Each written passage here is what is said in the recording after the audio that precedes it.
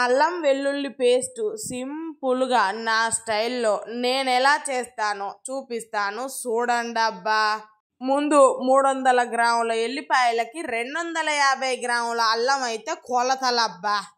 ఇక ఎల్లిపాయలకి అట్లా నూనె రాసి ఎండల 1 గంట సేపు ఎండబెట్టరబ్బా. ఇక ఎండే లోపల ఈ అల్లాన్ని పొట్టు తీసి కడిగి శుభ్రంగా కట్ చేసి అట్లా ప్లేట్లో పెట్టరబ్బా. ఇక ఇట్లా ప్లేట్లో పెట్టంగానే ఈ ఎండల ఎండుతాయిగా మంచిగా ఎండిన ఎల్లిపాయలు 5 నిమిషాల్లో వస్తుంది అబ్బా పొట్టు. అందుకే ఎండలు ఎండబెట్టవన్నా. ఇది నా సైడ్ నుంచి ఒక టిప్పు. తెలిసిన వాళ్ళకైతే ఓకే, తెలవని వాళ్ళ కోసం. ఇక అట్లా ఎల్లిపాయలు పొట్టు తీసినాక అట్లా ఎల్లిపాయలు పొట్టు తీసిన దాంట్లో కడిగి కట్ చేసిన అల్లాన్ని వేసి ఒక్కసారి రెండింటిని కలిపి ఇక మిక్సీకి అయితే వేసుకోరబ్బా కొంచెం కొంచెంగా.